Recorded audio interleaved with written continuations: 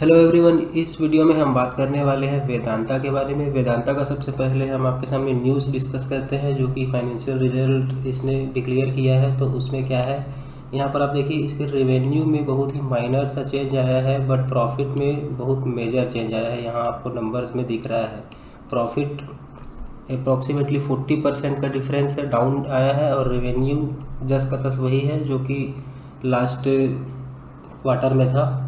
ये इसका financial result है। और अब इसके बाद चार्ट में किस तरह से इसका रिएक्शन हो रहा है वो डिस्कस करते हैं, क्योंकि न्यूज़ चाहे जो भी आए हमें चार्ट से लेना देना रहता है। चार्ट अगर सही लग रहा है तो हम बाई या सेल उसके अकॉर्डिंग करते हैं। तो इसके चार्ट में चलते हैं और वहाँ पर किस तरह की कहानी है वो डिस्कस करते हैं। तो ये वेदांता का डेली टाइम फ्रेम का चार्ट है। और यहाँ सबसे पहले मैं आपको बताना चाहूँगा कि अभी इस वाली ब्रेकआउट में हमने आपको आइडेंटिफाई करके किया था कि ये एक अच्छा ब्रेकआउट है। और उसके बाद मार्केट में क्योंकि बहुत तेज़ गिरावट आई तो इसीलिए ऊपर से सारे स्टॉक गिरे हैं, इसी वजह से वेदांता भी गिरा है। और इसमें जो आप डाउनफॉल देख रहे हैं, ये जो रेड कैंडल्स देख रहे हैं, ये बिल्कुल भी वेदांता का इसमें कोई पर्सनल रीज़न नहीं है। इस गिरावट के पीछे केवल अकेला मार्केट गिरा है, उसीलिए ही वेदांता में आपको गिरावट दिख रही है। तो अब वेदांता में आगे क्या करना है वो डिस्कस करते हैं चार्ट के अकॉर्डिंग।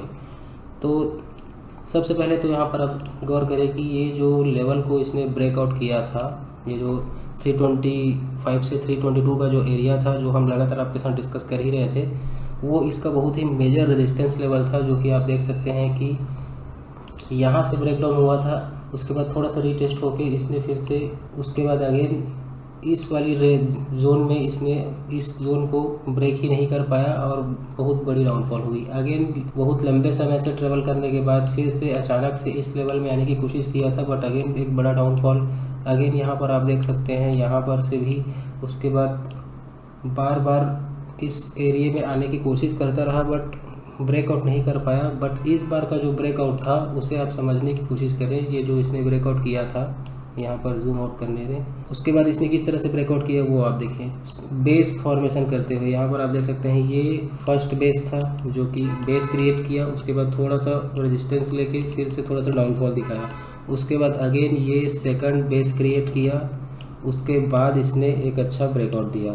तो अभी इस डाउनफॉल में ये जो बेसिस इसने क्रिएट किए हैं, इस बेस को आपको ध्यान में रखना है। ये पहला बेस फॉर्मेशन है जिसका लोअर पॉइंट यहाँ पर आप देख सकते हैं कि टेस्ट हो चुका है और वहाँ से प्राइस में रिजेक्शन भी मिल चुकी है। तो ये एक बेहतरीन सिग्नल है कि ये जो बेस फॉर्मेशन है, जैसा कि ये सेकंड बेस फॉर्मेशन है जिसका लोअर पॉइंट है ये वाली, जो कि 305-306 के करीब में है।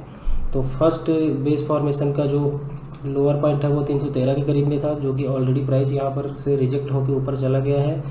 और अगर इसके ऊपर में ही प्राइस ट्रेवल करे तो फिर ये जो अगर 325 के ऊपर में निकलेगा तो वो आपको फिर से एक अच्छा इसमें बुल रैली आपको दिखेगा आने वाले ट्रेडिंग सेशंस में। टाइम लगेगा उसमें, क्योंकि ये डेली टाइम फ्रेम के अकॉर्डिंग हम एनालिसिस कर रहे हैं। तो एक कैंडल बराबर एक दिन का कैंडल है, तो इसके अकॉर्डिंग टाइम लगेगा।